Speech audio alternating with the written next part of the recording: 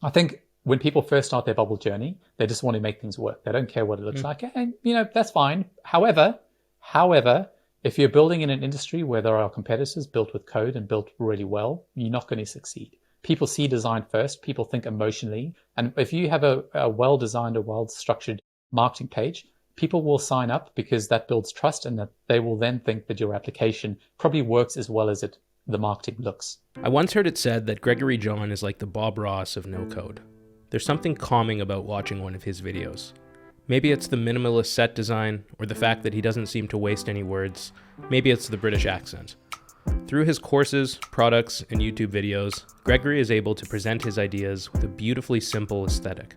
And as I learned from our conversation together, all of this is intentional. Gregory is obsessed with user experience and design, and this obsession bleeds into everything he puts out online. From the pacing of his courses, to the colors he chooses for his products, to the clothes he wears, he is crafting an experience for you, the viewer, the user, whoever you are. Gregory is the founder and CEO of Buildcamp, a community for people who are learning how to build apps using no-code technologies. If you'd like to be part of this community, I've left a link in the description of this video where you can join. You're watching User Stories, episode number 6 with Gregory John. And if you're enjoying these conversations, make sure to subscribe to the channel.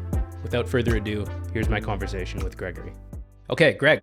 So you originally found Bubble and no code in the way that I think many people do. You were looking for a platform to build your product on. You build your first product. This is like 6-7 years ago now, I think. You find some success with it, and then you transition into the education space. So my first question is for you, why education? Why not continue to build products, maybe a SaaS product, whatever it is? Why did you feel this pull towards getting into education? Yeah, that's a good question, because I still obviously enjoy building. But I discovered Bubble in 2016 when I was looking at Webflow. Well, what happened was I'd built an application in Rails that wasn't very good, and I'd been accepted to an accelerator program, and that was starting within like a month or two. And I kind of fudged together my pitch, which made it look like my application could do more than it actually could. So I had to quickly pivot, and I discovered Bubble, and I threw together a little MVP, a working MVP for a two-sided marketplace in like 3 weeks. I did maybe a week or two of just studying and riffing, but I managed to get out really quick. So I found a bit of success, and I went on an accelerator program, did quite well there, proved the business case with Bubble, although, it was kind of scary when I was on the program with, real developers. But long story short, raised venture capital, the business did quite well. It was, I would say, quite a stressful time in my life trying to make this work, because prior to that, I was working in marketing. I was working in a global brand team at an education company in London. So I was working in the education space anyway, pivoted to then do my own startup. And then after 2-3 years, it was clear that startup, for business reasons, was not going to work, and I couldn't get follow-on funding. And that kind of ended.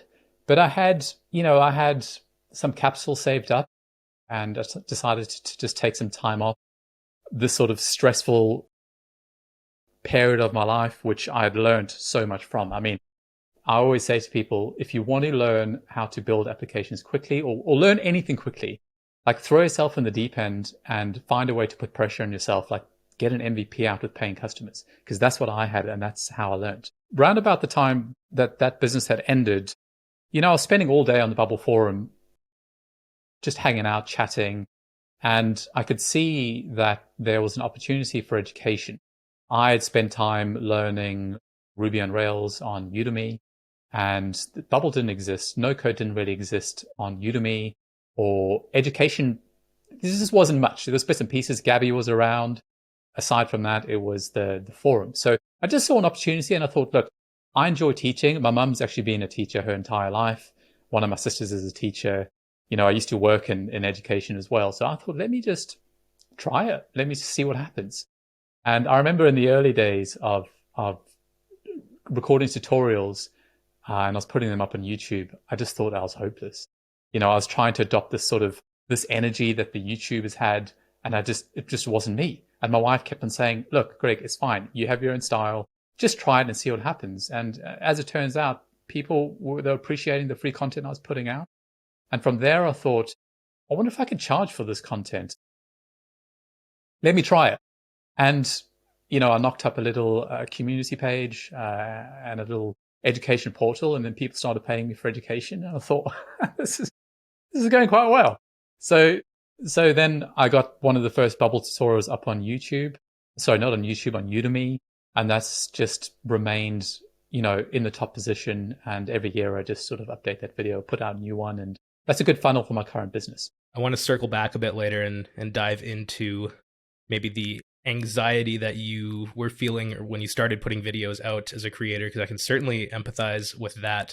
We'll circle back to that a little bit later. But you put your course out on Udemy, and certainly from an outsider's perspective, it seems like that was the thing that really took off. And I'm curious to know how the success of that course influenced the way that you, or did it change the way that you were thinking about opportunities for education in the space? Because of course, years later, you launched Buildcamp.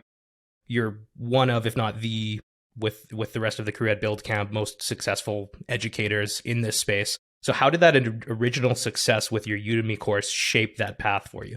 Yeah, that's a good question. So Udemy is kind of a strange experience in that I did some research on Udemy for other technical courses, and I could see that, in the JavaScript space, the sort of the big code space, Ruby, React, the courses were priced at up to $199, and these top content creators were getting tens of thousands of sales. So I got the calculator out and I was like, hang on a second. This seems like quite a lot of money. So that was partly a driver, like the money that was potentially there. I obviously knew that Bubble would be much, much smaller, right? 100 times smaller, but still, the calculator said that it's worthwhile doing. And I also enjoyed it. So I thought, let me put it up. Now, the thing with Udemy is, and why I ended up creating my own independent course platform, is because no one buys courses at $199 on Udemy. No one. People buy in the sales, including myself, and they buy in a sale and they pay you $10. Udemy takes up to 70% of that. So per sale, I was only getting $7, $8, and obviously Bubble doesn't have the volume. So this is something that new creators for Udemy, look, if you guys want to create content for Udemy, just be aware that you'll never sell a course for $199. You're going to sell it for 10, and Udemy is going to take most of the money. So I decided at that time that Udemy was purely going to be used as a funnel. I'll mention Buildcamp. I'll talk about, my other platform, and I'll park most of my other content at Buildcamp. So that's what I did. I made sure that I was the leader in the Udemy space for Bubble, that people are going to buy my course, learn about Buildcamp, and off they go to Buildcamp, to hopefully continue their education journey. I gave a lot of thought into, I come from a marketing background, so I put a lot of thought into the title. The Bubble Bootcamp was something that gained a lot of SEO juice because Bubble decided to release bootcamps, and I think you and I were helping out in Bubble's official bootcamp as well. So I kind of I was looking into the future thinking, I wonder if Bubble will ever release bootcamps. Maybe I should name this the Bubble Bootcamp or something to that extent. So when Bubble did release a bootcamp, well, guess what search term people were using? And guess what is coming up first for quite a while? My Udemy course. So, it's been good to me, not from a financial standpoint, more from just a funnel standpoint. Udemy casts a wide net. People get my course for $10. They come over to Buildcamp, and then they continue their education journey there. That's really interesting. So even at that point, when you made that first course, then you were thinking strategically about it. It wasn't just, let me put this out there and see if people are interested. At that, it seems like you had recognized maybe already from the success of your YouTube tutorials that you were producing content that people wanted and were willing to pay for, and saw that a few years down the road, this was going to be something that would be a great funnel for you into Buildcamp. Yeah, exactly. And I could see that Bubble was growing at a rapid rate. Every day I'll jump on the forum, and, in the early days, there may be 10 posts per day. And then a year later, there were 100 posts per day. Now there's possibly even more than 100 posts, but it's really growing. So I thought, let me just get in. The learning curve for Bubble was quite big. I mean, I had to learn it in 3 weeks just because I had a deadline and I was pitching to to investors. So I needed to cobble something together. It was janky, it didn't work very well. And there were some horrific payment issues I had where I was charging people I think my first customer, it's like $1,000 came off the card instead of $10 because they got some numerical issues in Stripe. It was like ridiculous. But I had to learn on the job. And when I was in the accelerator program, I was just 24 hours a day. I wasn't sleeping. I was there for 3 months and I learned very quickly. But I realized that coming from a non-technical background, well, I had some Rails experience, but prior to that, coming from a non-technical background, there was an opportunity to help people go from 0 to 1, because Bubble was a tool, in the early days, wasn't much help around, to be honest, aside from the forum. There definitely wasn't anything where you could learn the end-to-end process of building an app. I think there was one or two, but not much. So I definitely capitalized on that opportunity, helping people start on a blank canvas all the way to a deployable app that had, built-in payments and all the rest. And that's something that is the biggest education opportunity. There are a few other educators doing the same thing now. Getting people, the beginner opportunity is the biggest. People always say to me, Greg, where are the intermediate to advanced courses? We started doing intermediate courses, but when people learn the tools, their education needs become super, super varied. So sure, I could teach someone how to build a complex AI app, but how many people is that going to be relevant for?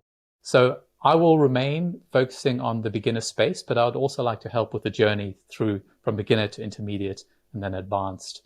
And I'm building out. Buildcamp has now taken on 10 new content creators to now sort of start padding it out and building these multiple journeys that people will have. That's amazing. I want to come back to what you're doing at Buildcamp by bringing on more instructors too. But yeah, it's really interesting too what you said there, because I found that same thing. First of all, it's just really fun to teach beginners to those moments when you can see in their eyes that some concept that you just explained is clicking and they're starting to get how these different pieces are coming together. I love that so much. And that's what keeps me going as a teacher. And I miss that because I don't really teach the boot camps for Bubble anymore. And right around the time that Bubble stopped releasing boot camps, remember I was working with JJ and John Mello.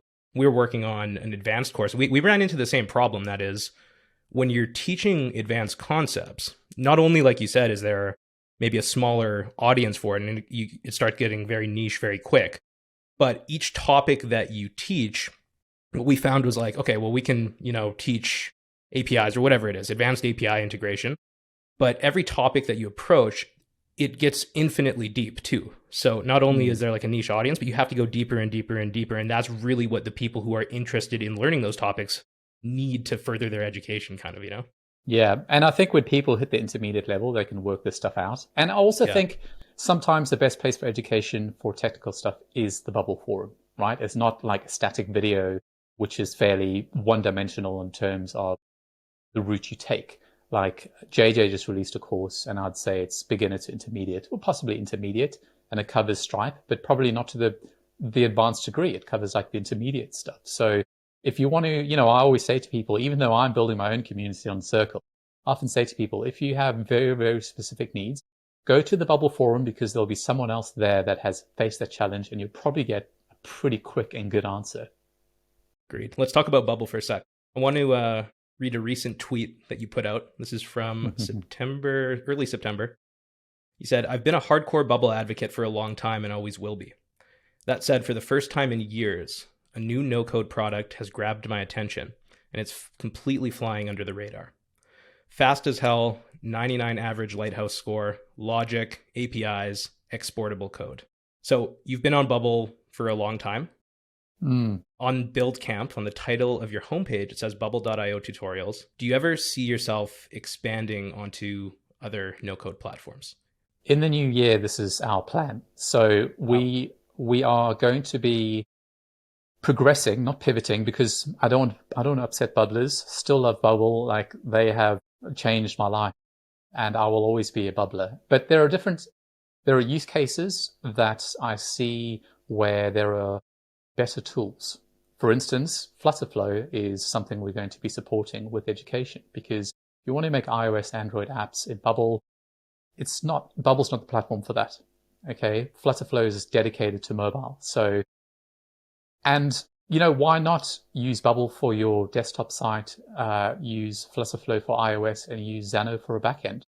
The space is getting super, super exciting. And if you understand Bubble and know how Bubble works, you'll probably understand these new tools coming to the market. There are a few tools that I'm looking at the moment, but I want to make sure that I pick the winners and that I'm early in the education with these winners as well. I mean, FlutterFlow is 100% I'm on board with. There's another one called Toddle, which is they're building their own JavaScript language specifically for no code. So a little bit like React, component based. There's another one called Brevity, which is live in beta. They've got a new editor coming out. That actually was the platform I was talking about in my tweet. Been talking to the founder about it. And Brevity it's an incredible tool, very similar to Bubble.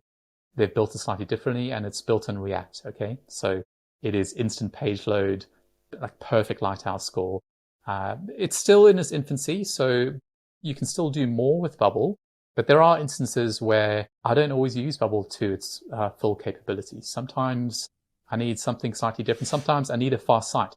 I've been jumping onto some Bubble applications through companies that I know, and I'm seeing a lot of Webflow on the front end.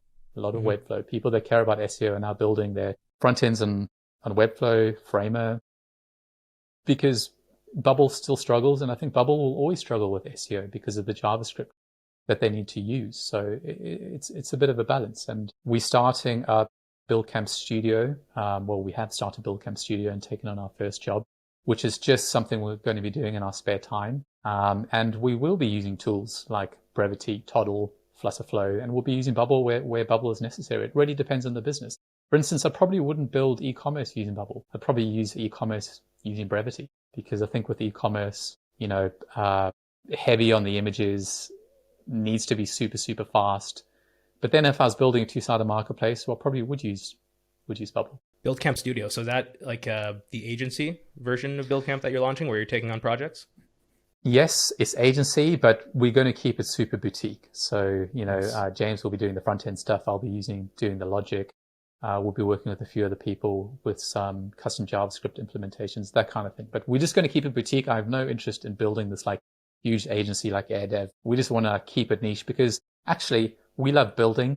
I absolutely love building, and I haven't been building for a while, and I want to get back to it. So I don't know where I'm going to find the time, but I'm going to find the time, and we're going to block off a couple of days a week and just work with, just cherry pick, good teams, ideally with funding, to implement stuff that we can do really quickly. I mean, if you've ever seen James, and we have frames as well. We'll be using frames. We've got a build system that we use, or a design system, or kind of an agency system where we can build really quickly. So we're just going to put all those tools and systems together and see what comes of it. But obviously the focus will always be education, because that's my first love. I heard you say in a podcast that you were on, I think it was like a year ago, that you don't like sales. And that recent tweet that you posted that I just read, it had me and many others in the bubble. I wasn't going to ask you which platform you were talking about, by the way, but I'll have to check them out for sure, because I was so curious. You had me and so many other people in this space on the edge of their seat. And then another thing that you did that I thought was really interesting, when you were bringing on creators to the Buildcamp team, was how you revealed who they were. So on Twitter, you had this thing where you would post like a blurred out image of them and give a few hints about who this person was in the description. And then the next day you'd post another picture that was a little bit less blurred out with a little bit more information. And again, I found myself like coming back to Twitter and being like, I want to know who this creator is. And I think I'm going to steal that too, by the way, for like podcast guest reveals in the future. Do it. Yeah, I loved it. So my question for you is like, there are a few questions here, but let's start with, how has your view of sales and marketing, and I know sales and marketing are different, but I think the lines often blur there. How has your view on sales and marketing evolved over time as you have started to find success with Buildcamp, and also you're the CEO and co-founder of the company, right? So you have to sell, right? How has your view of sales evolved? Yeah, I'll say it again. I absolutely hate sales, and there are various iterations of sales we can get into. I'm talking more about like, knocking on the door, having one-to-one conversations about it, because it's not scalable, but in the early days, you have to do it, right? So I learned this. I was at an accelerator program. I'd launched a two-sided marketplace in the fashion space, and I used to pick up the phone every day, and I used to call small brands to say, look, don't go to modeling agencies. Use us. It's automated. It's quick. These are the reasons. And that's actually where we found early success, picking up the phone and or what I mean by that, I mean contacting people directly, not literally picking up the phone. I mean, emails, whatever it takes to interact with people, getting into Facebook groups, doing everything you can to be able to sell on a one-to-one basis. And I learned the importance of that. One thing the no-code space lacks is sales and marketing ability. It just does. People Why do you think that is? I think because people love building products, and people often get their first opportunity to build a product using no code. But what they don't realize is you've got to sell that product, and your product has to be pretty good, way better than the competitor. So people get excited, and I also got excited in the early days about building products, and I'd build more products and I'd build more products, and I'd never do any. People keep on talking about, oh, I've launched 5 products, and I'm like, well, obviously they've all failed if you've launched 5 products. Tell me about the one product you've launched that's done really well, or what's your core business? And I still I have so many ideas that I wish I could execute on, SaaS ideas. I'd love to be able to build SaaS products and sell them on MicroAcquire. But I realize that building is half the story, or maybe a quarter of the story. It's how do you make people use this thing that you're building? That's so, so important. And I refuse to build anything without finding customers first. I will not build a single thing. And even when it came to Buildcamp, the agency we built in Buildcamp Studio, that came because people were asking us for years, help me build my product. Outside of the education space, do you do consulting? Do you do consulting? And I've said no for so long, but I realized we do have customers there, and the quality of customers is getting higher and higher. So for us, it depends. The industry we work in is niche, right? People kind of know my face now, and I've been on Twitter for a while, and I don't really need to sell in that direct mode now because I'm in a niche industry. So simply just talking about what I do on Twitter is a means of selling. Talking about our content creators, doing that sort of marketing release is the way we sell. If you are in a non-niche, if you're in a consumer market, then sales means even more, because how do you find your customers? Where are they? You're going to have to focus a lot of time and effort and budget on sales if you're in a kind of a bigger industry. And also if you're on an industry it can also be niche, but there are competitors coming out. So in the education space, I have a lot more competitors that have come out of the fray. And I noticed that my old Buildcamp landing page had 0 SEO juice because I never needed it because of my Udemy and YouTube funnel. I now need to do more sales because of the competitors coming through. So I will be doing actually more of that, direct sales. So yeah, so I think, look, you can't just build products and expect them to do well. They will never do well unless you sell the shit out of them. Excuse my French. Absolutely, I've never launched a product, and I always launch with complete enthusiasm, but I've never launched a product with the expectation of overnight success. Because it just doesn't happen. Even regardless of funding, it will just not happen. What will happen is you'll get your first few niche customers. They will give you some feedback. You will riff on your product for a while until you find product market fit. This is the same thing with Frames. I thought that Frames would be, we have a Chrome extension for designing a bubble. For those of you that don't know, we built Frames with the expectation that I thought it would have pretty good success quite quickly. It didn't. It didn't have great success. It had mild success. But we just didn't we thought that building Bootstrap for Bubble would be the thing that people want, but it turns out that it's too obscure and too abstract for people. If you're a developer, you can use Bootstrap because you kind of understand layouts. But if you're at the Bubble stage, you kind of want a tool that is where you can find complete designs, full hero sections, full quote sections, full galleries with images in them and text. So it took us quite a while to figure that out. I was like, why aren't more people paying for this product? Why are people unsubscribing? We've just released the new version of Frames 2.0, I guess. And instantly, it's that sales are just flying now because there's complete components, everything's complete. So it took me a while to figure that out. And, because I was fairly busy, I didn't do enough sales with Framed. I didn't contact enough people directly to say, what do you think? We did some early type form based feedback forms, but a lot of the time people appreciate a direct email. And, I'd call that basically one-to-one direct sales. And all through that later on that I was like, okay, people aren't using this product because it's not what they want. They want the full sections. So yeah, I learned a good lesson around that. And now it's doing a lot better. Yeah, I think, I saw this meme like it was a while ago, and I think it was posted in a bubble form. Actually, it for sure was.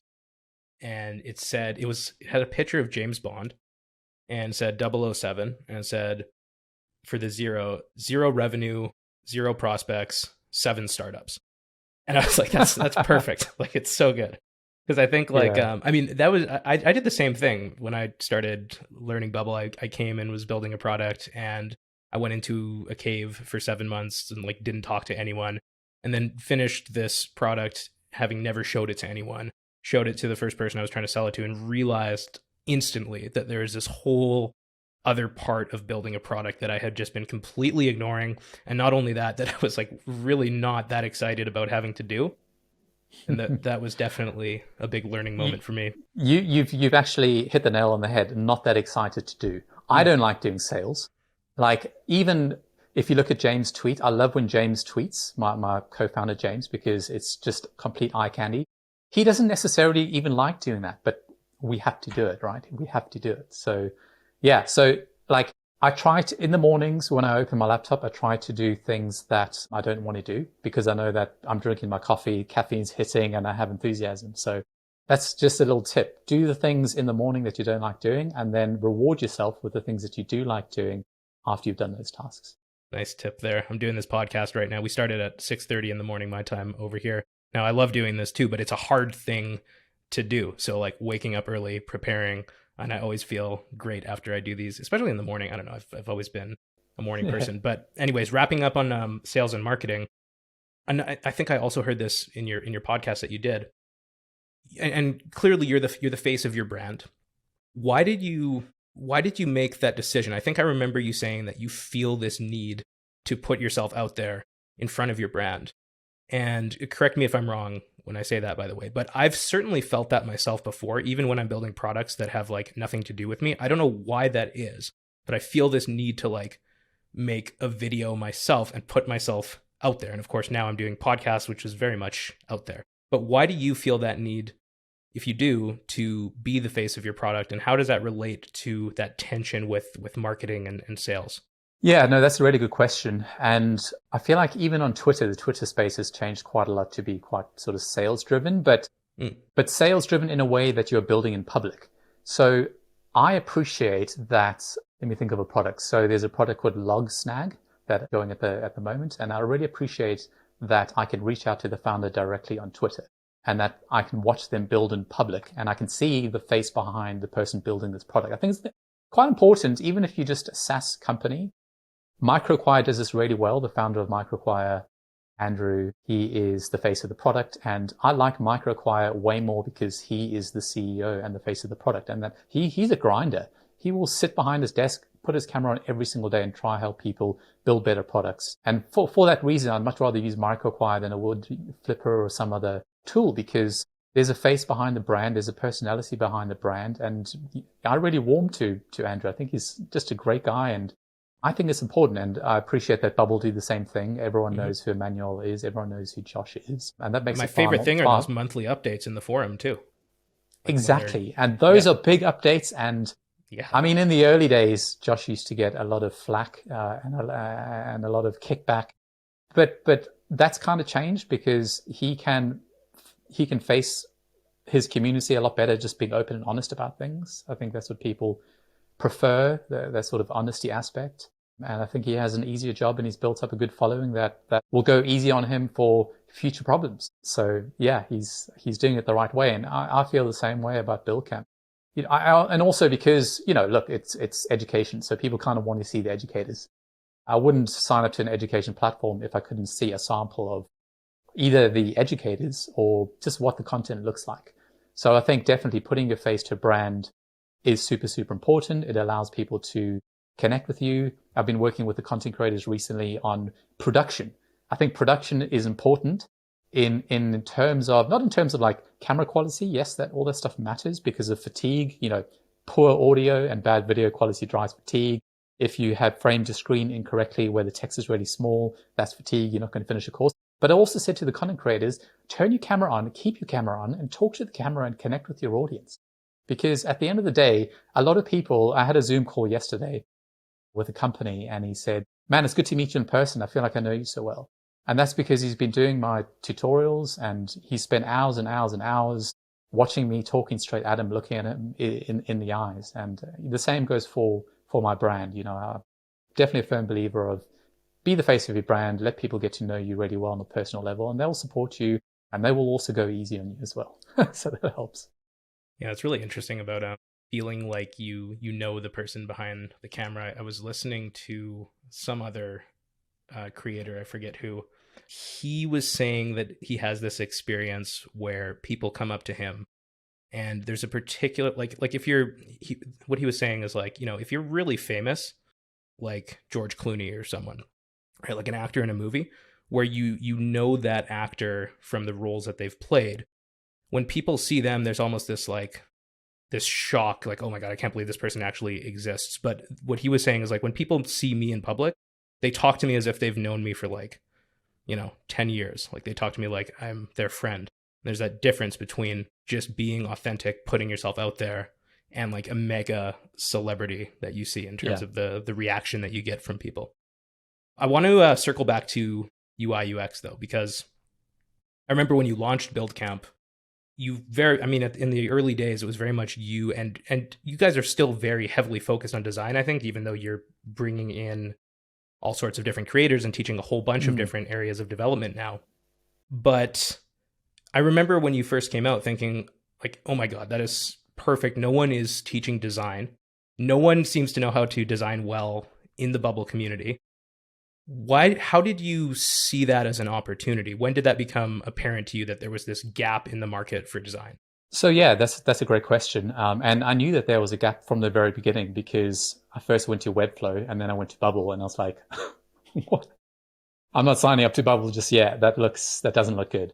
So that kind of put me off. And when I started using the editor, I was like, there's no page structure in the old responsive engine. How can you just drag stuff around? It was Emmanuel and I have talked about this, and it was a really weird decision for him to not have a CSS system involved that you could provide page structure. So I started to look for ways that could be solved, because without page structure, it doesn't matter what your images are or how good you are at SEO or how good you are with the words you use. If you have no page structure, you have no design.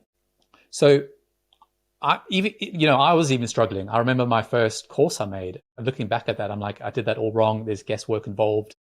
My gap spacing wasn't consistent. Padding wasn't consistent. And I was just like riffing, trying to get stuff on the page. And that all changed one day.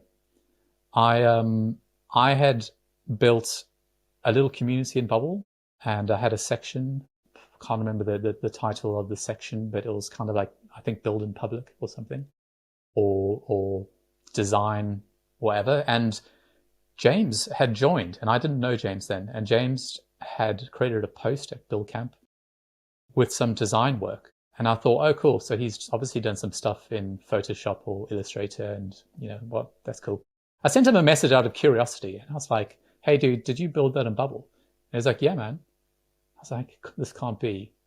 And I thought, look, I'd love to meet you, basically. I'd love to meet you. Let's just talk, because if you've built that in Bubble, I need to know how to do that. So we had a quick call, and I thought, wow, what a nice guy. He told me a story. He's ex-eBay and ex-coder as well. And he just understood page structure, and he came up with this very clever system. We called it the Buildcamp breakpoint method, where we're building at 320 widths, and we're dividing the canvas up into parts with min widths, and everything worked beautifully responsively. And I thought to myself, wow, this is incredible. We should teach this, because not only is it a business opportunity, but also people will appreciate this, man. We're solving a big problem. So we started putting out some content around this Buildcamp breakpoint method. We created FlexCamp, which I'm busy building a new FlexCamp now. And we started, we did Design Camp as well.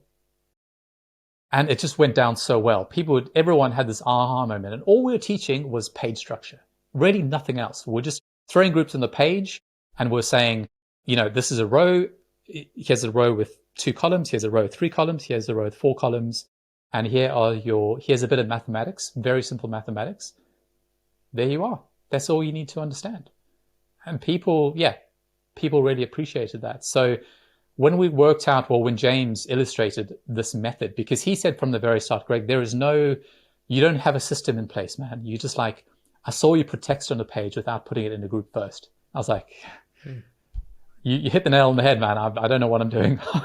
Honestly, I thought at the time, I was a fairly good designer, but after I met him, I was like, I'm hopeless. Therefore, James needs to work with me. This is not going to, I can't have James go off and be a content creator. He has to work with me. So I begged him to come join Buildcamp as head of brand and head of design.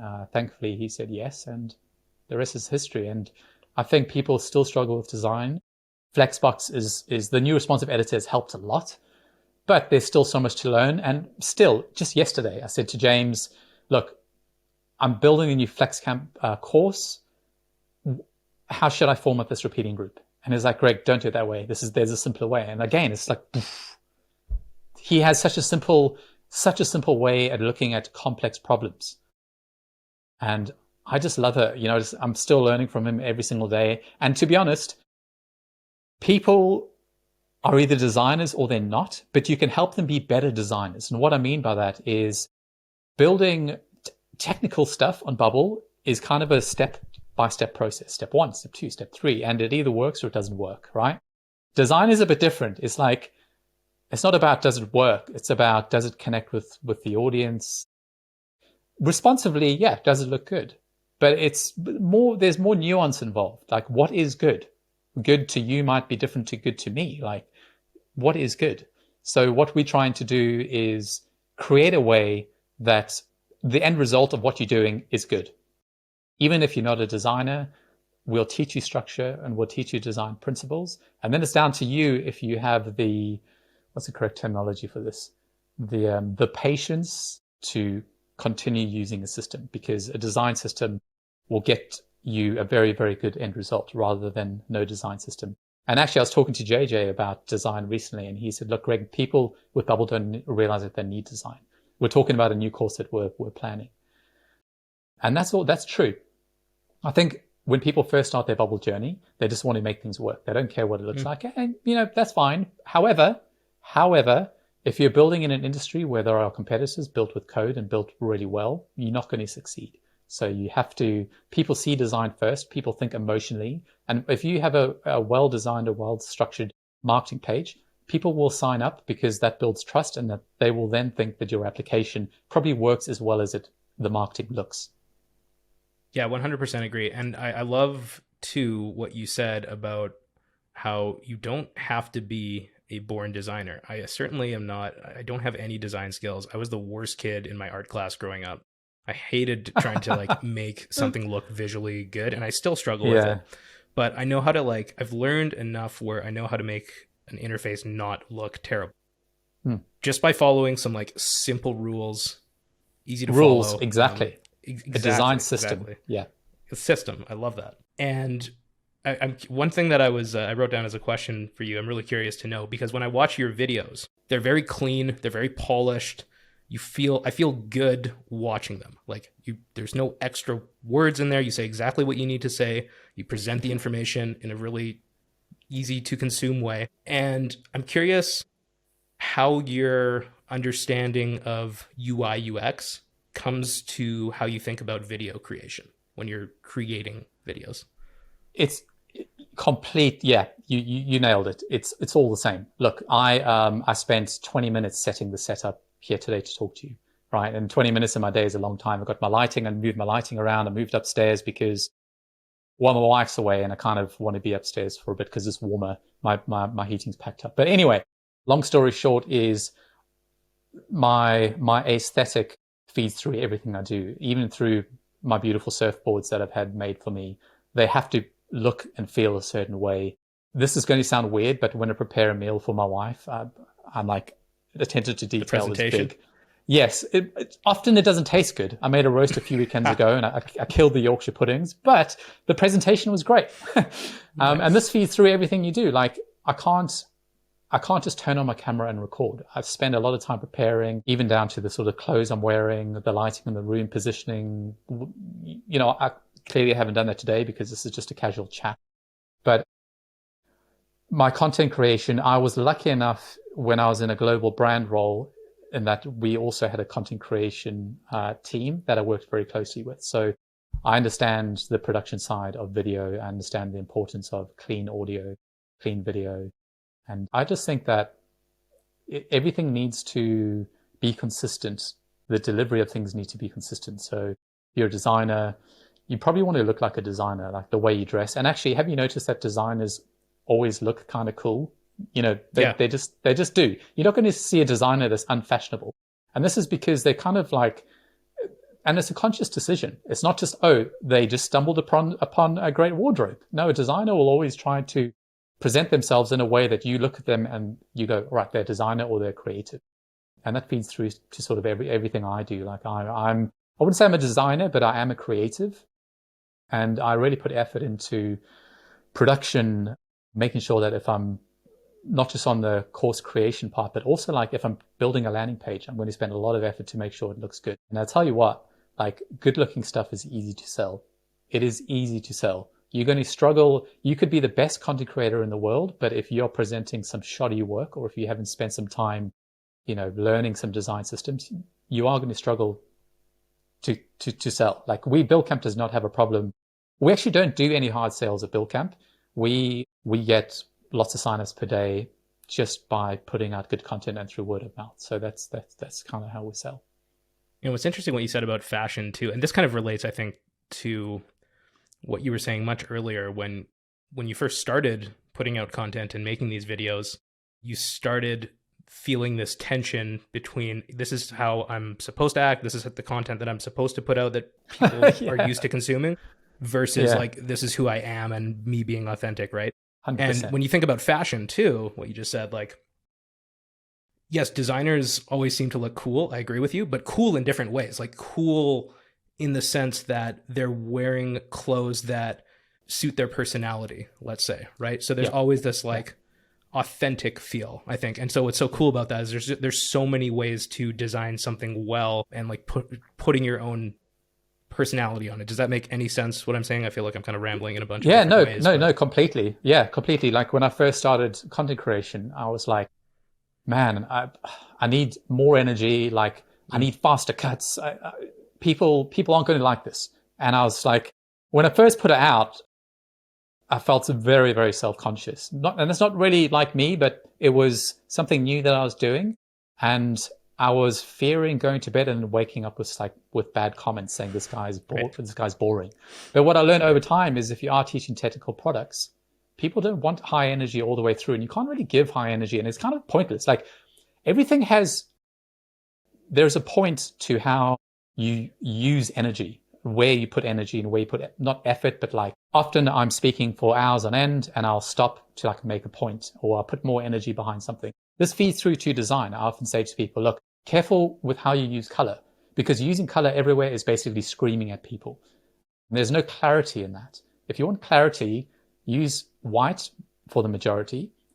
The second most color you're going to be using is shades of gray. After that, black, and then your brand color after that. So choose how you want to use your energy in everything you do. And that it also includes with things like content creation. You don't want to come out like maybe if you have a 60-second preview of what you're doing, the energy will be different, right? It'll be fast and snappy because you're selling something. People don't really have the patience. But if you are recording long form content, you got to be yourself. First of all, I have a friend that teaches in the JavaScript space, and I keep saying to his name's Mark, and I keep saying to him, dude, this is not you. This is coming across strange. Even your accent is changed. I hear a hint of American in your accent. Like, be yourself, man. Like, you are a great teacher. Speak the way you speak. Be yourself. When it comes to the marketing stuff, go to town. But I can't sit through an hour of this weird delivery that you're giving because I can see straight through it. Yeah, I love that quote that using lots of colors is like screaming at people. I love that metaphor. Yeah. And to your point too, I think there are different formats too, right? Like sometime, especially with the rise of like TikTok and YouTube Shorts and all of that stuff. Yeah. There are times when maybe those like fast cuts or more energetic parts of your personality do better in different formats, right? Like, the quick grabbing of attention on TikTok or something that might be useful. But I agree, like, even in those formats, if you're not being yourself, it's very obvious. People feel it in some way. Something just like feels off, I think. Yeah, no, 100%. And I couldn't do it any other way. Like I actually Right. did try. I think I might dig out some old content of me trying to be like a YouTuber. Yeah. I can Terrible, relate. man. I did it Not too. good, not good. It doesn't work. It just doesn't work. Yeah, no. And it's not Okay. comfortable. And the other thing people ask me is like, I've been working with our content creators. We've got 10 new content creators, and we're trying to get to a place where there is a certain consistency within the content we're creating. So I'm not trying to do YouTube. I'm trying to create a small collaborative feel where it's all high quality. But what I have said is, don't be me, be you. Be yourself. Where we come together is on the delivery, right? The audio is going to sound great. The camera's going to have a certain look. And the flow of the lessons will be working. We're giving everyone assets to use. So whenever we use avatars, this is a set of avatars we're using. Whenever we do listings-based stuff, here are some like Airbnb-style listings. Let's all just use the same content. And that's how we're going to tie stuff together. But 100%, please be yourself. Don't copy my mannerisms because it's just weird. Yeah, that's really cool. It's like the rules of design when you're designing an interface. So like using padding, appropriate color use, all of these different rules. There's like a framework that you can stay within. It's kind of like playing chess, right? Like there are rules of the game, but within that framework, you can be yourself and have your own style of play. And the same with designing interfaces. And now I think with what you're talking about too, with the content creators that you're bringing on, you're going to have this camera setup, a similar style of presentation, but within that framework, these content creators have the freedom to be themselves. I want to talk about bringing more people on to Buildcamp, because I think there's something about like a student-teacher relationship. And you started out in education when it was just you putting out content and people were identifying or liking what you were putting out. And there's something really unique, I think, about that teacher-student relationship in the sense that like it feels very personal. I have teachers who I will consume whatever they put out because for whatever reason, the way that they communicate information just works for my brain. And so I guess my question is, you started out as a teacher, a lot of people were loving what you were putting out, and now you're bringing on more people to teach. And it's interesting too, because I hear as you're describing them as content creators too. So there's this blend of like education and also entertainment, it seems. But what has that experience been like for you bringing people on? And how do you transition or balance those hats, let's say, of being like a teacher and an educator, and you're kind of your own teacher that's connecting with your students, and with the CEO of a company that's bringing on lots of teachers and having to be in that manager role? Yeah, I mean, for a long time, we've been thinking about doing this for a long time. Like, so I have a problem now at Buildcamp in that I can't meet the needs of my customers. There's like, you understand, like creating tutorials in the space, whereas back in the day, a tutorial of mine would have a shelf life of 2 to 3 years, like a long time. But Bubble's release schedule means that your tutorial is going to need updating quite quickly. I mean, the last course I released, the day after I released it, Bubble pushed a breaking change. And then instantly the next day after that, students were saying, hang on a second, things look different. So what I've realized is, and I've had meetings with Toddle and Brevity and Flusterflow and a few other platforms. And I've said to them, like, what's your up and coming release schedule look like? Because that's going to impact my ability to create content and for that content to be evergreen or at least green for a season, which at the moment I'm struggling with. So I realized that there's an opportunity, and a much bigger opportunity than just James and I creating content. The needs of our community are getting far wide spread into all different areas. Like there's very specific SaaS needs at the moment, very specific marketplace needs. And I can't teach all of it, but I want to be Buildcamp to be the go-to place for education. And that if you want to build anything SaaS related, marketplace related, fintech, on demand, go to Buildcamp because someone there is creating within that niche. So I've gone and found content creators who understand SaaS very well, who have released two-sided marketplaces that have done well, who understand how to do mobile apps in Bubble or Flutterflow. So what I'm doing is basically bringing in experts in certain areas and then like focusing in on those areas and talking about their experience. James Davenport from Userloop has a successful Shopify app built in Bubble. Now, the Shopify opportunity is enormous. Guys, go look at the Shopify opportunity. It's huge. There are VC firms that exist purely to work with, to purchase and build Shopify-based companies. And these are like niche companies bringing in millions of dollars a year by having like their app might be feedback forms or just basic stuff, basic stuff. But there's a huge opportunity if you can work out the sales part, which James had. So, I want to teach all of this stuff. I want to learn all of this stuff myself. Like, don't get me wrong. I'm going to be learning from these new content creators coming because I can't possibly learn Flutterflow and Brevity and Toddle and all of these tools. Framer, like I can't put down Figma at the moment. I'm like absolutely in love with Figma. I think Figma is going to tie the no-code space together because people are going to start using Flutterflow for mobile, Bubble for desktop, Xano, but they need a central design place now. So I'm so excited about Figma, and now I'm looking at Framer. So we've got all of these new tools that have come to market, not Figma, but Framer and Flutterflow and them. All of these new tools that have come to market, huge opportunity, not enough educators in the space, not enough people teaching, a big learning curve. Like the Brevity learning curve is huge. Hopefully he doesn't listen to this and say, Greg, that's incorrect. It's easy but it's actually not easy. Like we have to be honest with ourselves. I have a career because Bubble is hard to learn. Yeah, well, first and foremost, that's why I have a career. And that's what I love about it. And when Emmanuel said, look, we're going to put out Flexbox, which is one of my early suggestions to him saying, we need a CSS page structure language here.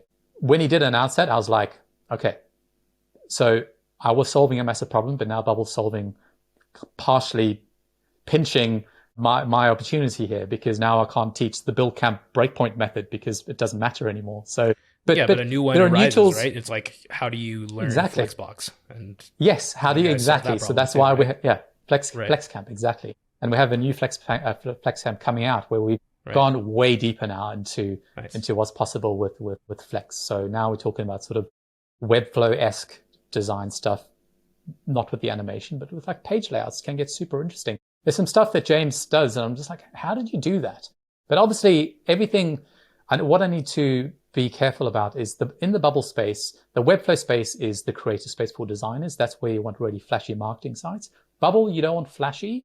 You know, if you look at Airbnb, there's nothing flashy about the design. It's just clean and it's easy to, like, the content is what's important. And I feel like in the Bubble space, a lot of people don't understand how to make the content really shine because they're trying to over design, use too much color. So there's still, as you say, there's still a lot of opportunity in this space. But in the no-code space, I don't think that education needs are being met right now. And I want to be the person that solves that.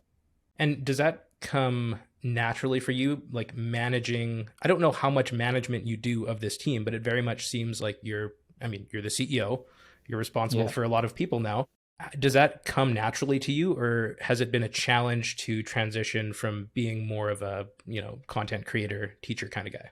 So let me say this first, is that the content creators we're working with is more of a partnership on a rev share model. Cool. So we basically, we've got thousands and thousands of community members we're going to be pushing through to their content. So this is more of a cooperative. It's not me managing their time day to day. They just decide if they want to create content. If they do want to create content, okay, create content in the style of Buildcamp because we have a certain threshold of production effort that we need to do. Why was that model important for you? But I think it's important because everyone wins with that model. Like if I look at the Udemy model, who wins at Udemy? Udemy wins and their top content creator wins. Like in the Bubble space, I win on Udemy, even though they're taking most of my revenue. So let me roll back. Udemy is the only winner at Udemy. They absolutely, it's almost illegal what they are doing with creation. And what I mean by that is that no one ends up earning anywhere near where they could be earning. And for the reason that they take too much cut and that the top course gets all the sales and everyone else loses, right? So don't even bother like trying to teach JavaScript, because the person that's at the top, who I know, she will never be ousted. Like there are 2 or 3 people will always win. And I feel like in the no code space, with bringing on the Buildcamp content creators, if we are all creating in a particular system, a particular format with even equal opportunity, then everyone wins. Like I've pulled back on my content creation a little bit because I don't want it to be 90% me, 10% the other content creators. I want it all to be equal, to give everyone equal opportunity. And if we solve the production problem in that everyone comes up with the production, everyone adopts the way I create content creation, then you're not going to be choosing educators. You're going to be choosing courses rather. You're not going to be saying, I really love Edward's style of teaching. Rather, you're going to go, that course looks interesting. Let me purchase that course. And I know because it's on Buildcamp that the production quality is going to be great. So that's sort of where we're heading. And I've helped everyone individually on their delivery, the way they create courses, everything from, the actual camera placement, audio, lighting, room placement, how to frame the screen, how to address the camera directly, syllabus creation, all of it. And I've put a huge effort into that. And I hope that they do well, whether or not they stay with Buildcamp or not. Yeah, that's amazing. I didn't know that was your model. And as soon as you started talking about it, I think that just fits so well with your brand and how you've built Buildcamp. Again, kind of going back to that framework of just, here are the rules. If you want to release content here, everyone's going to win, and just make sure that you're releasing it in a way that represents Buildcamp and what we stand for.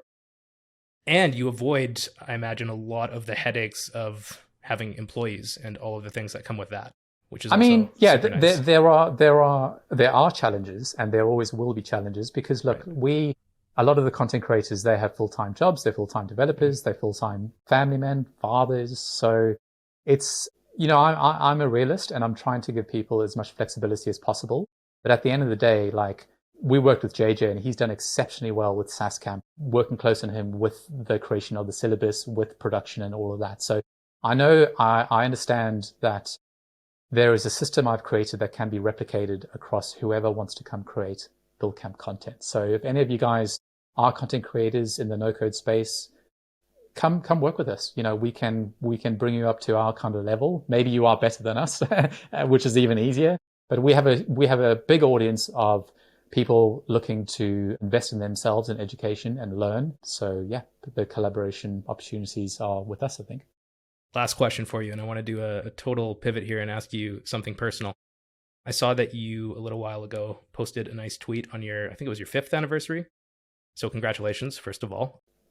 Thank you. But I just moved in recently with my girlfriend. In a few years, I want to get married and have my own family. What advice would you give myself and anyone else for having a long-term successful relationship? I love that question. I love that it's diving into my personal life. For me, relationships, being in many relationships, I'm now actually in my early 40s, so I've been in tons of relationships, and it's about value alignment. I think 2 people, especially living together, accelerates your relationship a lot, and it starts to highlight what you value and what your partner values, and it's about aligning in those values. Because if you don't have the same values, then you're going to struggle in day-to-day things. Like, my wife has a certain value about getting out on the weekends in nature. Like, that's something she absolutely loves. And, I like doing it as well, but I don't just want to do it on weekends. I also like to riff and bubble and do other things, but I try and make a concerted effort to do things that she wants to do due to the value alignment. But also, having value alignment means that relationships are easy. My wife and I actually met playing in bands back in the day. I joined a band in London, and I walked in the room, and I was the guitarist. She was already in the band as a singer. And I looked at her, and straight away I thought, I'm probably going to marry this woman one day. Like, straight away, just on looks. But then we love the same music, love the same food, love doing the same things, and our relationship has been easy. In the past, I've been in relationships where I've been like, I've liked someone a lot, but maybe for the wrong reasons. And over time, our value alignment or misalignment meant that we started to not get on as well as the early days. Because when that honeymoon period ends, and for me, it has never ended, but it does get to a stage where the mundane parts of life start to highlight themselves and the pressures of life. Well, I've actually been through quite a heavy personal issue over the summer, which we're just getting through now. But if I was with the wrong person, I think that would probably have been the end of the relationship. So I suggest finding someone that there is value alignment, where you don't have to work too hard, in terms of you always have to work hard, but you don't have to like pretend to like terrible music just to appease them. Like find someone Right. that likes similar things, because later on it does matter, right? It definitely does matter. So, I mean, my wife and I, she actually married someone else, but I waited and I waited and I waited, and we kept in touch. She lived in Sweden for a long time, and keeping in touch with her was easy because we liked the same things. She followed me on Spotify. She always saw things I was listening to. And when her relationship ended, because of actual value alignment, we got together, and the rest is history. Wow, that's amazing, man. So you met back in the band days and you instantly had that thought, like, I'm going to marry this woman. And then all these years later, after she's already been in another relationship, it somehow, like, the universe has a funny way of just It's definitely making things work. Yeah, that's beautiful. That's awesome. I love what you said too about I it should just feel easy. Like, I think this is true in romantic relationships, but also just in any relationship. Like, the best friends that I have, partners that I meet, everything just feels effortless and easy. And I think that's so important. Yeah. And don't get me wrong, you have to work at a relationship. Like, you have to check in with yourself and your partner all the time. That goes without saying. But we could wake up in the morning and she can make plans for me and I can make plans for her, and we'll both always agree to do it because, again, of value alignment. So, Greg, my headphones just died as you were saying that, but that was my last question for you anyways. So thank you so much for coming on the show, man. I'll have to do this again sometime because I love talking to you. I love what you're doing at Buildcamp.